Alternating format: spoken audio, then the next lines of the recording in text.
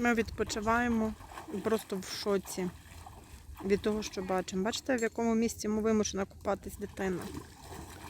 Жах. Дуже мені хочеться знати, як ви до такого ставитеся, які ваші. Але приїхали, припаркували собі без задніх питань.